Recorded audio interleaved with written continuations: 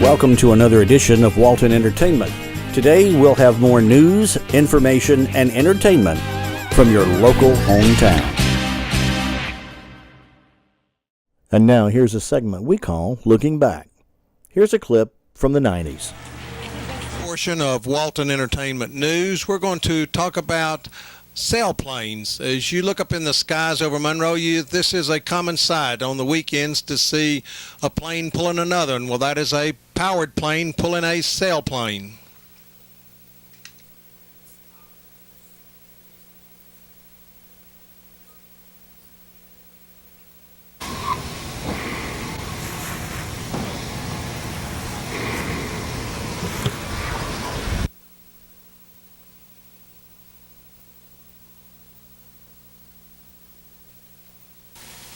Thank you, Paul. Glad we finally got around to doing this. You gave me a warning you're going to do this, and I should have gotten my numbers more correct and in line, but I'll do the best I can with my memory, which is getting worse all the time. But I had been in Monroe about a year, and Walt Harbor, who was on the city commission, city board when I got here, and Jim Briscoe, John Briscoe's brother, and I and Lee Cherry got together and we started talking about an airport. And there was no airport in Monroe in those days, in 1956. And Walt got Nimrod Preston to let us have the city dump for the airport. And Lee Cherry had a bunch of equipment on his farm, and we got Doyle Mitchell to come down and do some John Deere plow training on the airport, and the city pitched in. And between the three of them, they produced us a dirt airstrip down there that was about 2,500 feet long. And we had bought a little two-place single-wing airplane that would fly about 80 miles an hour. But we had a good time flying off of that dirt for a year or so. And then the city got involved. John Briscoe, bless his heart, got the city to pave this strip for us, and after the strip was paved, we got the Mid-Georgia Soaring Association that was stationed over in Atlanta and Marietta come on over to Monroe, because the airport over there didn't welcome them much because they weren't buying his high-priced stuff, tow planes and all from him. So we left from over there and came to Monroe. And About what year was that you came to Monroe? about 1960, I think. Yeah, about 1960, because we flew that little airplane for a good long while, and we bought one more. We sold that one, and we bought one more airplane from George Gunn over in the shadow of Stone Mountain. And when that moved in, the city built us a three-piece hangar, three-bay hangar, and the middle bay was made for the sailplanes that we had brought over. And the sailplanes have a great long wing, a good 50-foot wing, so John Briscoe had them expand that middle bay more than the other two, and we could get it in and out easily. So basically the airport here was built around the sailplanes coming to Monroe. And the sailplanes brought people in from other places, because nobody in Monroe flew sailplanes. So gradually people from out of town, Atlanta, Macon, over in Athens, came over to Monroe and started flying the sailplanes. And we were really about the only sailplane airport in the southeast. And we got the name Mid-Georgia Soaring Association because the sailplane club started off in Warner Robins. And a Captain Lynn Bactell, who was in the Air Force, had this thing going down there, and he was transferred up in this section of the country, and that's how we ended up coming to Monroe. It went from Warner Robins to Marietta, then to Monroe. And like Topsy, it just kind of growed. And people started coming in, and the airport expanded around the sailplane, and then a few I call them spam can airplanes, the 10 airplanes, Cessnas and those things started coming in, and the airport just continued to grow around all this stuff. But we had extensive, almost exclusive sailplane activity for many years, 15, 20 years really.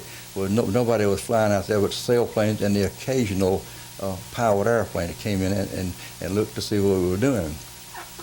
And we didn't have many members. We had 18 or 20 members at the most, and some rather exclusive pilots, sailplane pilots were in our midst. Woody Woodward, a Delta airline pilot, and Dave Culpepper, who was a Delta airline pilot. We brought a lot of airline pilots into Walton County because of the sailplanes.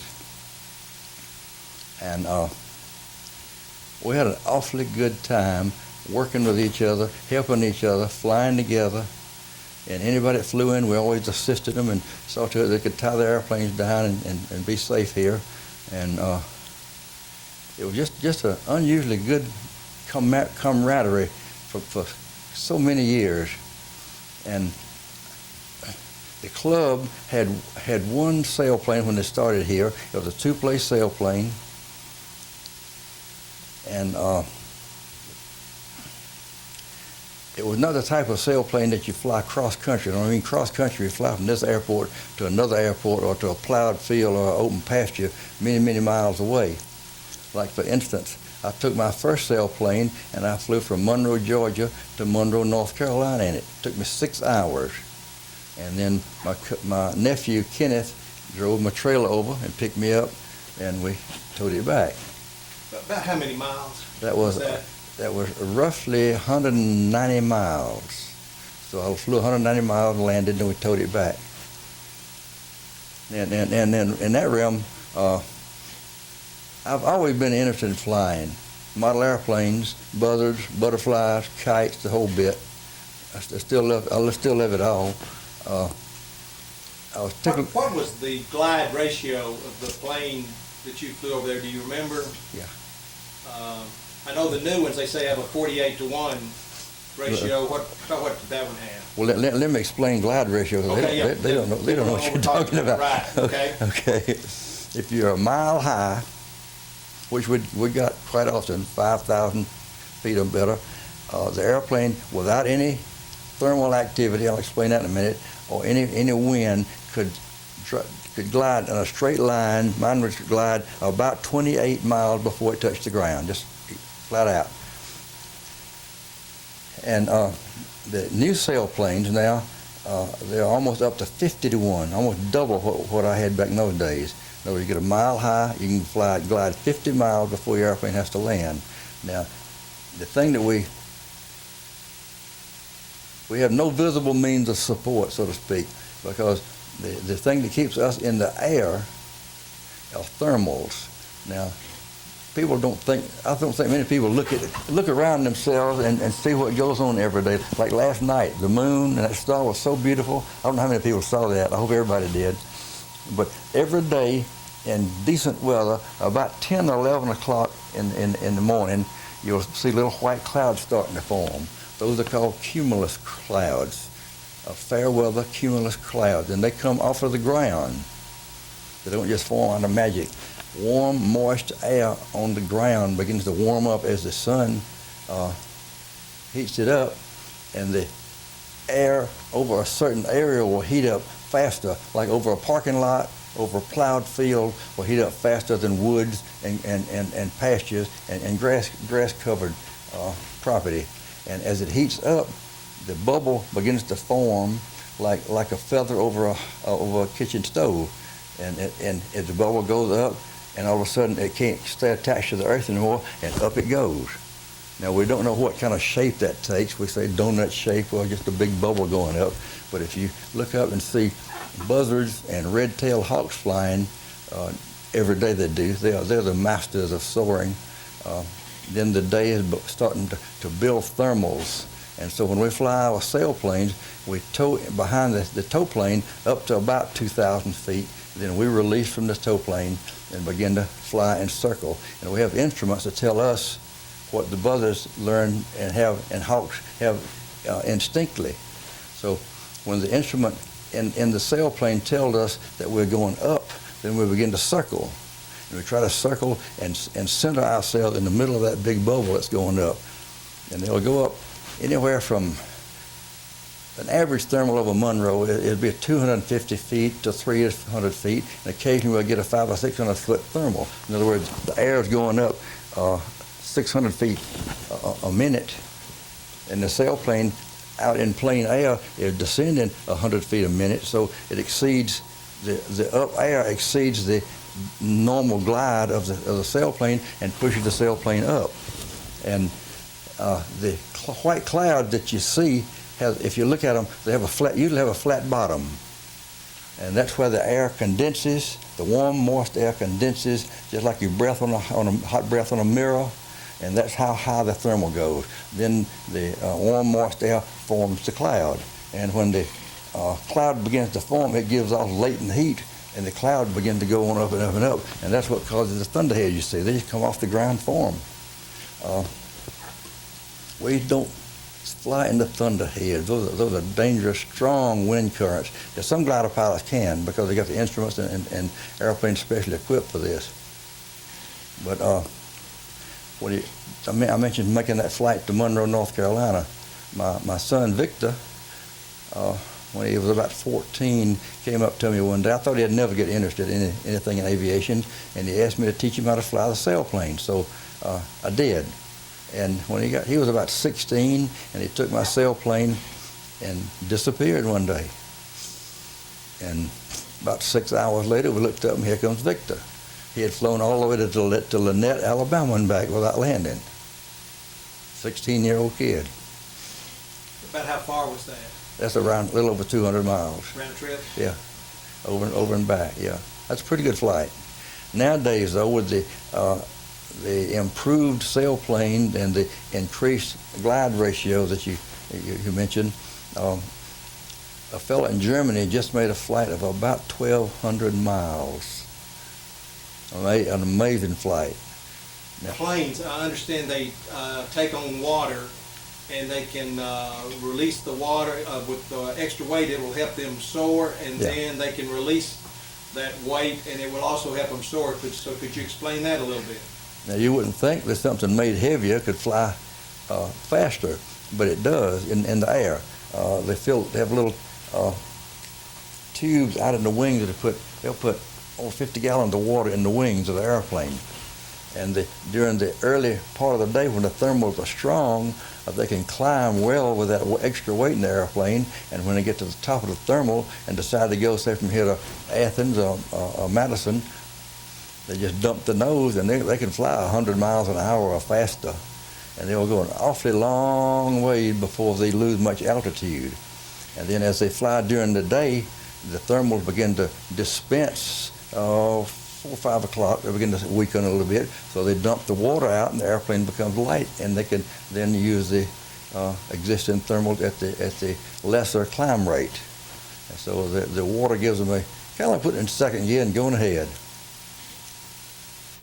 This is Paul Mullins with Walton Entertainment, and we want to thank Dr. Grubbs for his time he spent telling us about sailplanes and the history of sailplanes in Monroe and Walton County.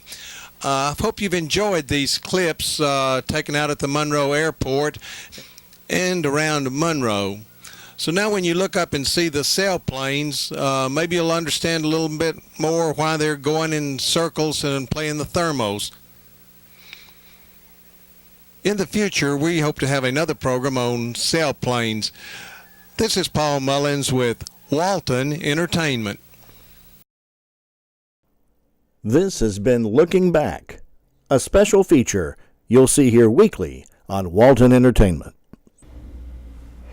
Hello there, this is Michael Davis today, sitting in for Joel Burnstead, our county agent here in Walton County. And today I want to talk to you a little bit about a few things, both on the extension side and the 4-H side. First of all, I'd like to remind our upcoming new Master Gardeners of their new class that will start on January the 15th at the Boys and Girls Club located at Felker Park on South Madison. That's for those new members who have joined just recently. Their new class will start up January the 15th. To all those folks out there, don't forget to get your soil samples into our office for spring planting. That includes your lawns as well as your flower beds, and of course any agricultural crops that you may be growing. Come by our office, pick up those bags, or bring the samples in and you can put them in the bags here in the office. We have plenty of those on hand. Also, water testing for your well. We take those in our office Monday through Wednesday because of the time sensitivity. Again, that's Monday through Wednesday on well water testing. If you need more information or assistance with these, feel free to contact our office here at 770-267-1324 or come by our office, which is located at 100 North Broad Street in downtown Monroe. I want to mention a couple of things here. First of all, one, the upcoming Strategic Insights for Georgia Farmers and Agribusiness seminars that will be starting up around the state. There'll be several of these throughout the state, but the two that's in our area are the one in Macon on January the 22nd and in Watkinsville, which is close by, on January the 25th. If you're not familiar with this is basically where the persons from the University of Georgia and other people in the agriculture and agribusiness field, they come out and basically give you a preview of what to look for. In other words, they give you the expectations for the coming year, those things in agribusiness, and things that are there also, new things as far as research and cutting edge technology that is available to you to use. So if you're wanting to be involved with that or hear what's available out there, you can contact our office for more information or go on the Corporate Extension website and you can Google that, just Corporate Extension Service, UGA, and you'll see a big heading there for that. And again, that is the Georgia Ag Forecast, the Strategic Insights for Georgia Agriculture. Those seminars will start at 9 o'clock in both locations. There is basically an on-site check-in. You can also register online through the Corporate Extension Service. If you need more information about that, feel free to contact Joel here at the Extension office. Again, our number is 770-267-1324. 4-H news, we want to wish good luck to our Walton County senior horse judging team. They'll be leaving next week heading out to Denver, Colorado, where they'll be competing the 9th through the 11th at the National Horse Judging Contest. Like I say, we want to wish those girls and Miss Grimes good luck and safe travels there, and we know they will do well. Finally, on 4-H news, it's January, which means it's time to kick off poultry judging for this year. If you're interested or think that you may want to be interested or learn more about our poultry industry and become part of a judging team, we will start on January the 30th, which is a Wednesday. We'll meet here at the 4-H office at 5:30 and we'll go to 6:30. And we'll get that kicked off with our orientation for poultry judging, which you will learn how to handle and evaluate live birds for past production. You'll learn about the 18 basic meat parts of the chicken. We'll take interior and exterior quality of eggs, and we'll look at also whole carcasses and judge those. Those are some of the components of poultry judging, as well as give some reasons for how and why we judge those live birds the way we do. So if that's something you're interested in, I look forward to working with you because I coach this team. So come on out January the 30th, at 5:30 to 6:30, and we'll get started. So, like I said, if there's anything we can help you with here at either the Extension office or the 4-H office, feel free to stop by 100 North Broad Street here in Monroe or call our office at 770-267-1324. Thank you for your attention today, and we'll see you later down the road. Adios. Hi, I'm Rick Baker with the Partnership for Families, Children, and Youth, and I'm sitting in today for Dina Huff, our Executive Director. I wanted to wish you all a Merry Christmas. I hope everything was safe for you and that you got everything that you wanted for Christmas. I wanted to inform you that on January the 15th at 8 o'clock at Felker Park, we will be having our monthly Partnership Collaborative meeting. This is where a variety of agencies, organizations, and individuals from Walton County gather together to discuss ideas, things that are going on in the county. It's a great opportunity to learn from the various agencies represented there about opportunities that exist. We always learn something new. We hope that you'll join us. The meeting starts at 8, ends at 9. We pack a lot of information in a short period of time, and we would love to have you come and join us. If we can be of any benefit to you at the partnership, please contact us at 770-207-6060. Again, I hope you're off to a great new year. Hello, I'm Jody Johnson. I'm here with the Recreation Report.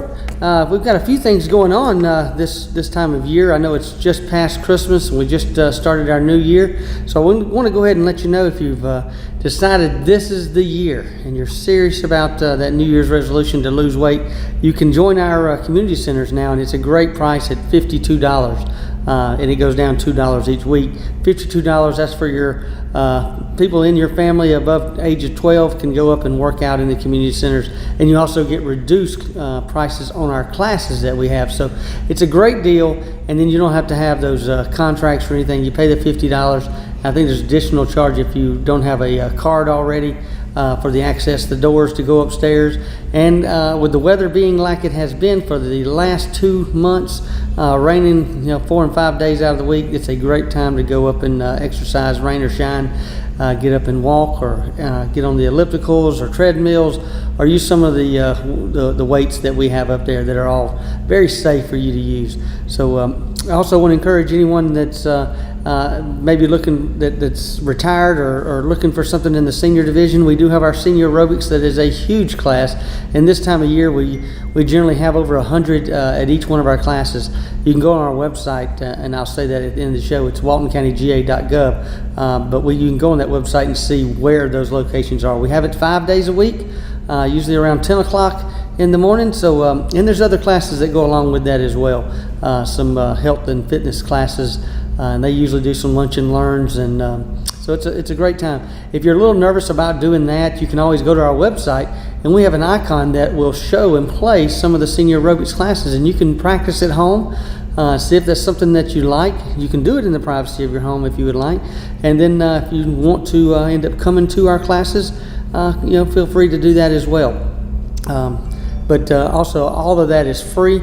All the senior aerobics classes are free and no charge to you whatsoever. Valerie Metz and Jane Bico kind of lead that for us, and they do a great job, and it has expanded over the years. And there's several testimonies on there that will tell you that it's changed their life to where they're active again and leading good, healthy lives, and are really back into the community, and they put all of that back to the senior aerobics class, whether it's the getting in shape, getting mobile again, to the emotional side of things, and socializing with the other folks. So I would encourage anyone to get out and either do those things online or come to our centers 10 o'clock, and we'll have those classes for you.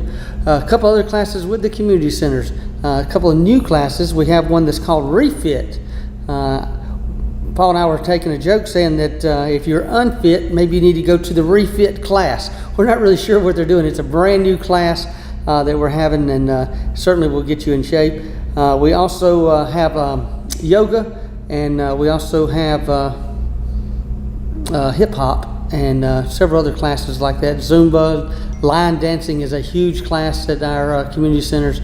A lot of people enjoy the line dancing in it because it's exercise and it's fun, good music. So get to go on our website at waltoncountyga.gov, and you'll see all of those fitness classes.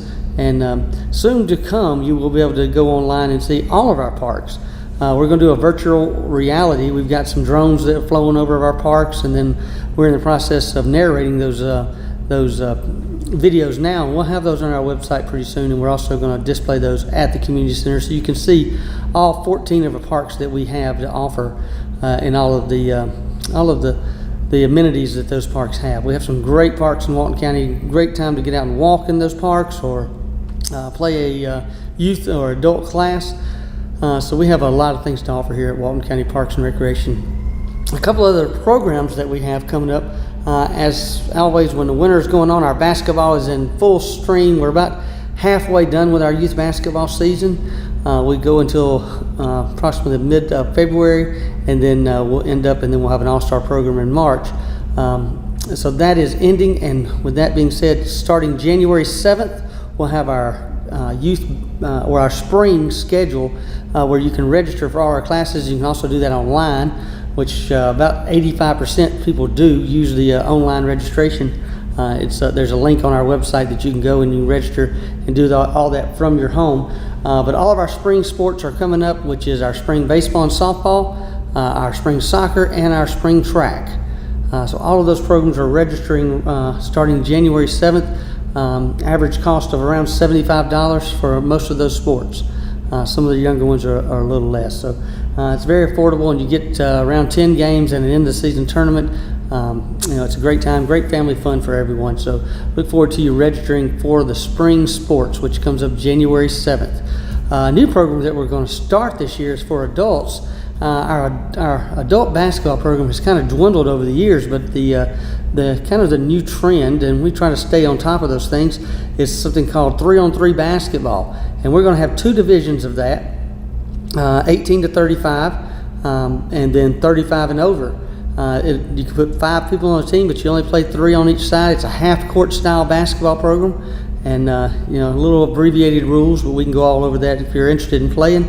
It's $225 per team to participate, and we're looking.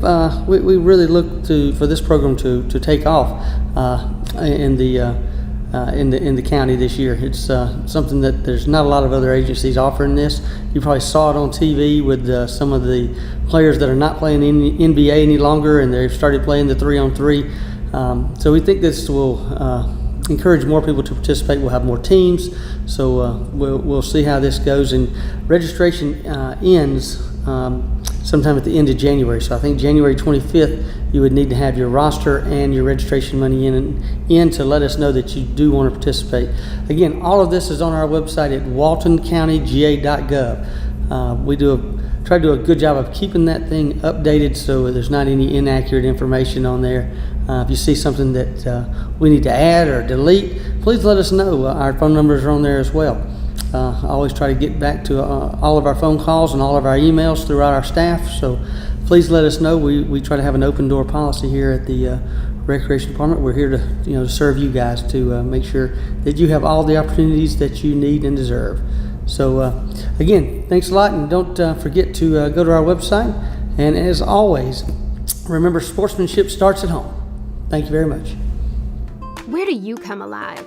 A stadium, lecture hall, a music hall, church potluck? This year, you have a new spot, walkgeorgia.org, a free website that provides you with all the resources needed to get your heart rate up and body out in your community. Sign up and receive individual or group fitness tracking, fitness demos by certified trainers, recipes, and a guide to resources in your Georgia County, all in one easy-to-use site. When you move more, you live more. walkgeorgia.org.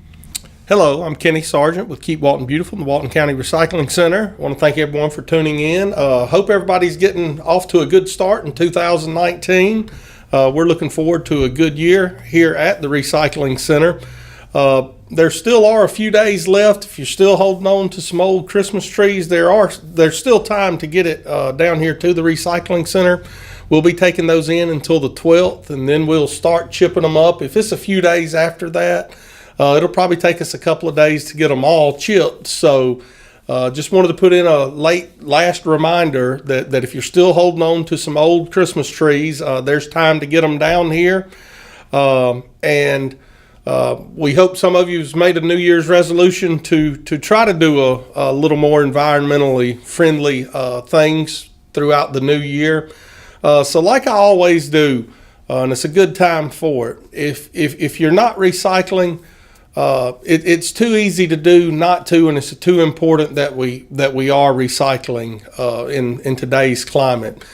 Give us a call, come out, see us. We'll show you some quick and easy ways to get started recycling. We'll show you all the things you could be recycling. And as I've said before, for those of you that have always recycled, come out and give us a call and let us, kind of tell you about some things that you could be recycling that maybe you're not. Maybe you can try to find one thing new to recycle, that would help make a little less trash around the house. But it is important that we all do that. Come out and see us. We'll help you get started. We'll answer any of those questions. We'll make sure that you are doing all that you could be doing, and we'd be happy to get you started with that. Give us a call. Our number out here is 770-267-1421. We'd be happy to help you out in any way we can. Come on out and see us is even better. We're down here on Leroy Anderson Road, at the end of the road in the cul-de-sac. Come on out. We'd love to show you around the place and show you what we're doing here. And again, we hope everyone's off to a great start on 2019, and we look forward to seeing you this year. Hi, welcome to Monroe Walton Center for the Arts. Right now we have our winter member show going on. It's installed and it'll be open through February 7th. So come in and browse, get inspiration for your soul, inspiration for your home, great art for sale. Most of the pieces in the show are available for purchase. So you might find the perfect piece for your home or your office or as a gift for somebody. Come in and see it. It's all local art by our members, and you'll really enjoy it. Our gift shop, of course, is always open. We're not as big as we were during November and December, but we've still got about 50 of our artists in our shop. So come, and we're open for your shopping pleasure. Right now, 7 days a week still through at least the first 3 weeks in January. We're going to try staying open on Sundays. So our hours are Sundays from 1 to 5, Monday, Tuesday, Wednesday, and Thursday from 11 to 4, and then Fridays and Saturdays from 10 to 5. So come and see us. Our class list is updated. We're always adding classes to our class list. We've got around 50 classes every month for adults and for kids. We've got the full pottery studio in the basement. We've got writing classes, book clubs, our open mic night, things going on almost every day up here, different classes. And the last thing I wanted to really emphasize is the Healing Arts series that we have starting in January. We have different classes to appeal to different people, all kinds of things going on that will really emphasize processing things that have happened to you, helping you work through some things by doing art. So come see us, visit us on the web at monroewaltonarts.org. Come see us during our open hours. Give us a call, 770-207-8937. We'd love to hear from you. See you soon. Thank you. Hello, Walton County. This is Kevin Little with the Chairman's Report. First of all, I want to say Happy New Year. 2019 is here, and we're looking forward to a very exciting year here in Walton County. Probably won't be quite as exciting as 2018 was. We wrapped up our 200th year celebration on December the 15th with fireworks and snow and tours of the courthouse and pictures with Santa. I hope you were able to get by and take advantage of that nice event that we had here for the citizens. We also have the time capsule that we're planning on burying.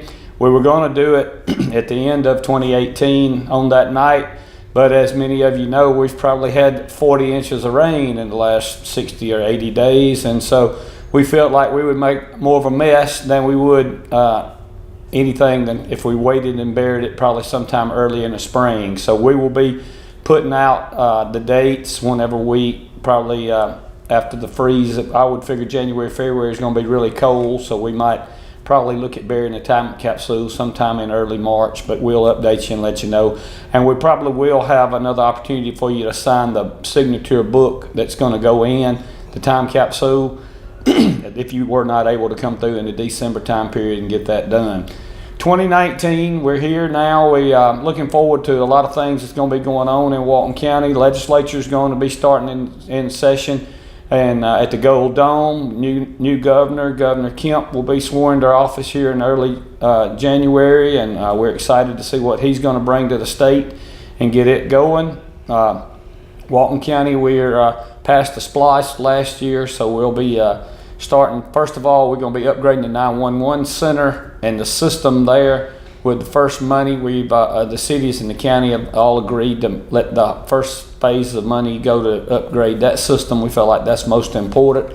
And then the cities and the county are together. We're working on some road improvements throughout the county, and then various other projects will be coming online over the next 4 or 5 years as this splice comes into reality. So got a lot of things to look forward to coming up here with that. The cities and the county, along with the Board of Education, we're all continuing to work very well together here in the county. And as the growth comes back, we're all going to continue to need to work together to try to make sure we stretch your tax dollars as far as we can, because you're going to see a lot of subdivisions, a lot of development happening in 2019 on into 2020 as the growth factor and the ideal living of Walton County and the cities in the county. People want to live here because we're convenient to Atlanta, we're convenient to Athens. You can be on I-85 pretty quick, you can be on I-20 pretty quick. You got 316 that carries you anywhere you want, and these interstates will carry you anywhere you need to go if you don't work locally. Also, I do want to also throw out that a lot of our companies and corporations and local businesses, we do have job openings. You walk in today and you can be hired tomorrow. So if you want a job, there's a job right here for you in Walton County, and so that is important as you start the new year. Start the new year earning a paycheck and giving back to the county and back to the society, working hard to help make things happen. Facebook is well underway. If you haven't been down there, that's going to be jobs for you here locally. And as the year goes on, I think you'll see several other announcements here in the county or in the Northeast Georgia region that is going to be bringing more jobs and more companies to our area, because we're just an ideal location. And if you have any questions or concerns, please give me a call, 770-267-1316. Thank you. Hey there, thanks a lot for tuning in today. It's the first show of the new year, and as always, we're going to show you some of the dogs and cats that are available for adoption here at Walton County Animal Control. I just wanted to say a quick thanks to everyone who supported the shelter in 2018, all the adopters, all the rescues, all the people who cross-posted our animals on the internet, who pledged and sponsored animals, because we had the best year ever. 2018, our euthanasia rate for dogs dropped again to an all-time low of 23%. I know that still seems high, but when you compare it to just 10 years ago, it was 72% of the dogs were euthanized, and now only 23%.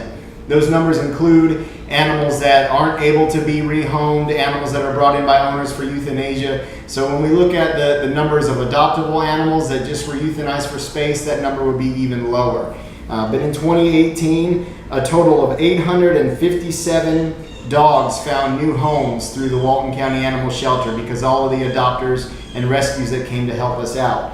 There was a total of 373 cats that made it out of the shelter in a new home. So just a great year with 23% euthanasia, but we can get it even lower than that. So maybe in 2019, you're looking to add a pet to your house, a cat or a dog. Don't go buy from the pet store, from the puppy mill. Consider your local shelter. You can always find all of our animals on waltonpets.net. It's updated throughout the day with all the animals that are here. And we still have that low $40 adoption fee, which includes testing, vaccines, deworming, flea medicine, all that for just $40. So you're really saving a life when you get one from the shelter. And again, thank you to all those who helped us in the community and surrounding areas to make 2018 better than before. Now let's make 2019 even better.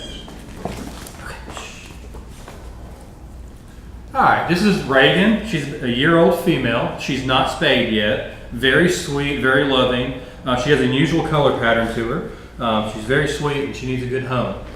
So if you're looking for a dog, she's got good energy with her. Just come check her out. Here we have a Shepherd Rock Mix. He's about a year old. He's neutered. He's microchipped. His name is Scooby-Doo. Lots of energy. This is Blue. He's about 8 or 10 years old. So he's definitely a senior dog, but he's looking for a good home. He's not neutered yet, so you have to be neutered. Very sweet, not as hyper if you're looking for a dog that's not as hyper.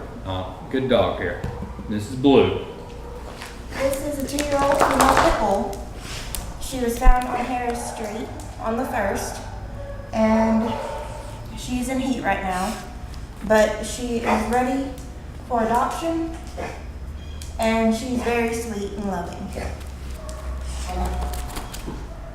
Pit Mix maybe. She's about 4 or 5 months old. She was found running loose. She seems to be really sweet and looks like she's gonna have lots of energy.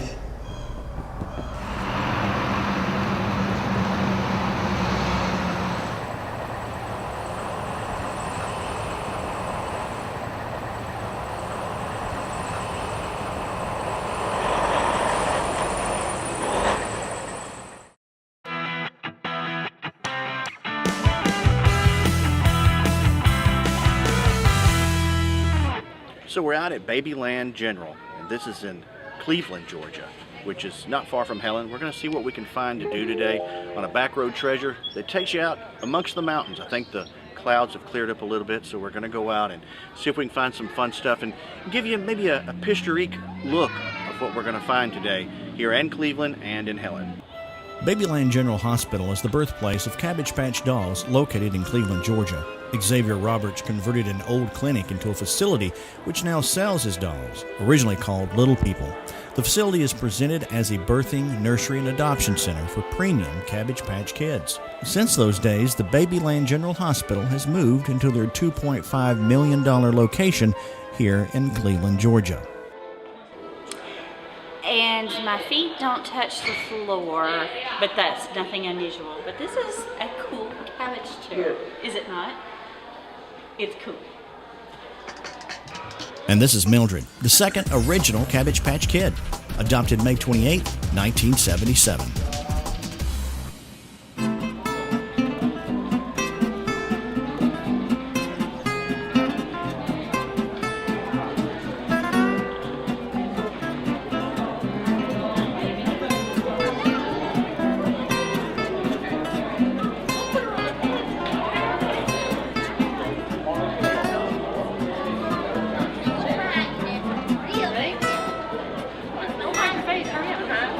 So we're inside Babyland right now. This is amazing. Look, these things are going up and down here. Cabbage right here. Hello there. How are you? Welcome to Babyland General Hospital. I'm Dr. Caleb. And we're going to be assisting Mother Cabbage in this delivery. Now understand that this is a Planned Parenthood. Is it Caroline? Yep. Okay, well let's give her a hand because she's actually already adopted this baby. Okay, and let's check and see. Mother Cabbage is dilated a full 10 leaves, which is normal for a cabbage delivery. Now the way that we know that Mother Cabbage is in labor are when the crystals at the base of the tree begin to glow. And you see the bunny bees up above us? They sprinkle their magic pollen, and that determines if we're going to have a boy or a girl. Now what were you hoping for? A girl? Okay, well we're going to do a quick sonogram. Okay. It does look like we have a happy baby. What do you think, Nurse Chanda? I think you're going to have a baby girl. Yeah. Okay. Now one of the first things we like to give Mother Cabbage is a large dose of imagicillin. Now this is just going to help keep her relaxed before and after the delivery. Now we also like to give Mother Cabbage a large dose of TLC. Now do you know what TLC stands for? Tender loving care is right. And you see that? I see hair. Yeah, we see hair, which means that our interns remembered to fertilize the patch last night. Which also means that the head is coming first, which is good. If it were feet first, it would be a branch delivery. here all day. And now I do see blonde hair and blue eyes. That was what you were hoping for, right? Yeah. Okay. Now can I get y'all all to help out Caroline and Mother Cabbage? And on the count of 3, yell push as loud as you can. Okay, so 1, 2, 3. Push! Y'all can do better than that. 1, 2, 3. Push! Good job. There she is. Good girl.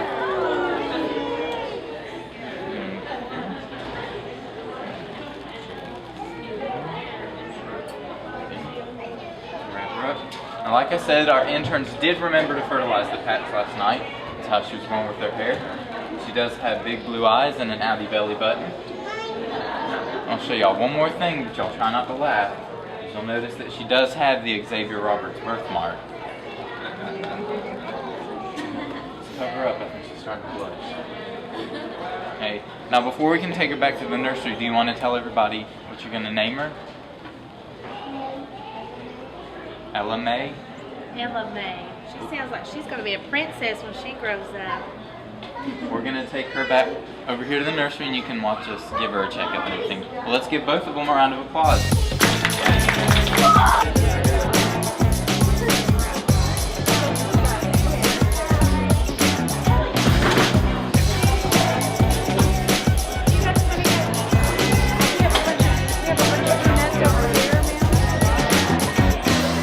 They're getting ready for their spring event here in Cabbage Patch World, I like to call it, here in Cleveland.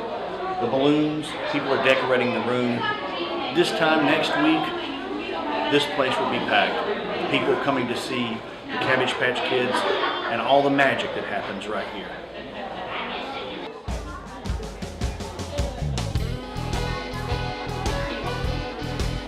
With so much excitement and entertainment at Babyland, we had to jump in the car for the rest of the relaxing afternoon in downtown Helen.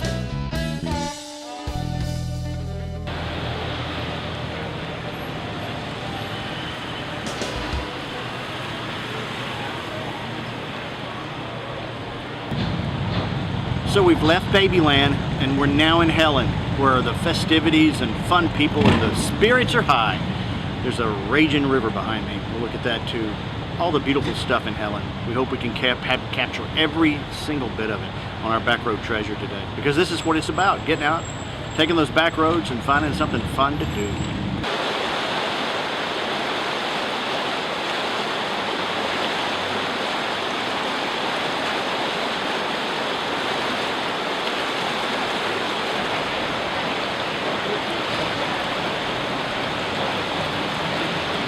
Okay, so we're down by the river now, and you know, you never know what you're going to see when you're somewhere like Helen, but you don't expect to see a snake just sitting on the rocks right close to a little cafe. Amazing stuff, looking at that snake. I wouldn't have known that snake was there if somebody hadn't said, hey, you see the snake there? I look down, boom, there's a snake. Crazy stuff. That's what you see when you take the back roads. You don't expect it in Helen.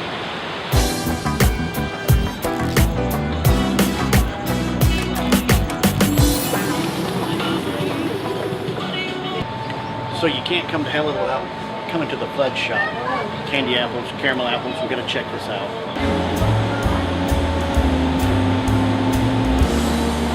Well, we're a fudge shop and we've been here since '77. The owner that opened this was an old Heidelberg band and he played that baritone that's hanging on that wall over there. We specialize in fudge and we make our caramel from scratch. It's the best caramel you'll ever taste.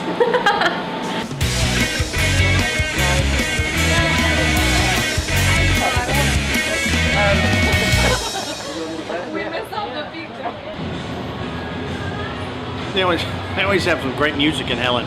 There's some bar over there where people are getting drunk. We're not doing that right now. But hey, we're going into the winery. There's going to be some wine in here. And I hope so. So let's go do that.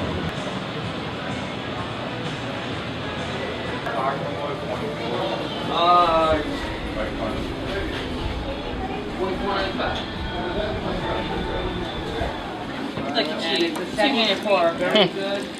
We have something for everybody. Okay, now you have your raspberry on the left and your muscadoo on the right.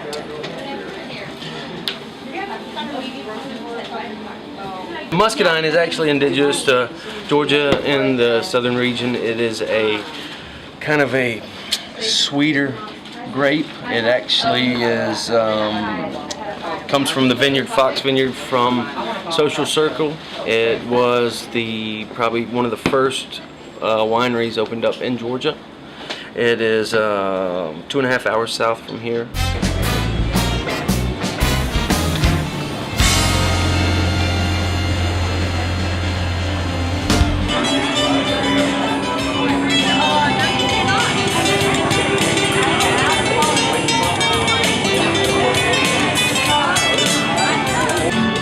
That's fine. Take a picture of the beer. Just don't include me in it. Tell me when I'm done. I'm done. I'm done. I'm done. I'm done. I'm done. Okay. Thank you. Is that Santana? Yes. I think it is. It's kind of groovy here in Helen. Stopped off at the cafe, got a delicious Miller Lite, and it's actually Miller Lite. A lot of times you get a Miller Lite glass and you got Budweiser in it, but not here, buddy. It's all original.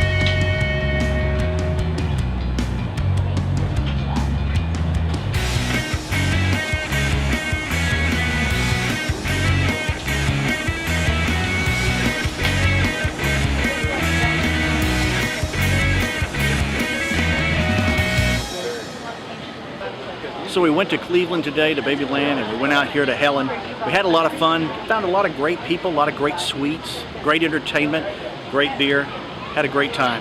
I encourage you to take a day off, take the weekend off, take the back roads and find the treasures. I did today and I had a great time. Till the next time, I'm Daryl D.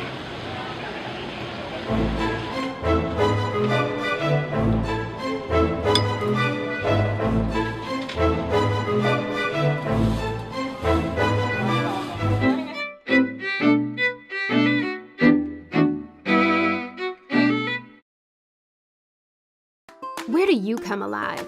A stadium, lecture hall, a music hall, church potluck? This year, you have a new spot, walkgeorgia.org, a free website that provides you with all the resources needed to get your heart rate up and body out in your community. Sign up and receive individual or group fitness tracking, fitness demos by certified trainers, recipes, and a guide to resources in your Georgia county, all in one easy-to-use site. When you move more, you live more. walkgeorgia.org. Welcome to another edition of Through the Camera. This week it's special. We're going to the Okefenokee Swamp. So grab your family, grab a camera, and let's go grab some memories.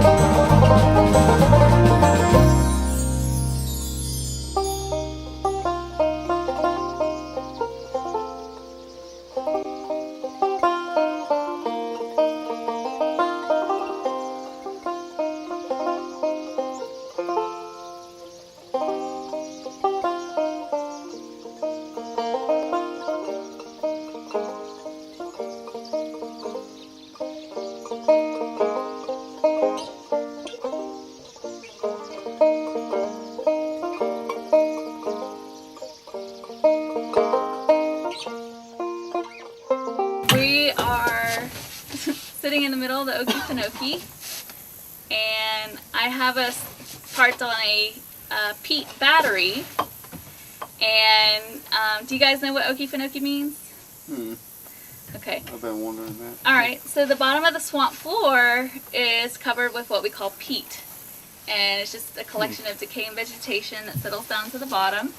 It's being broken down by microbes and bacteria, and methane gas is released in the process. So over time you get enough pressure from all that methane that it forces the peat to break loose from the bottom, and it forces it to pop up to the surface. So that's what happened over here. And it's created a platform for grasses and other vegetation to colonize on it and take root. Once it's completely covered with grasses like this one is, we call it a peat battery, because in the Civil War, soldiers could hydrate their ammunition deep down in that tall grass. They could float the whole thing downriver and move it from location to location. And when the Indians were here, they figured out they could walk across these thick floating mats of peat. And when they did that, it would move underneath their feet. They called it Okefenokee, or Land of the Trembling Earth. So y'all see it moving? Looks pretty strong though. Uh-huh. So yeah, you can walk across that.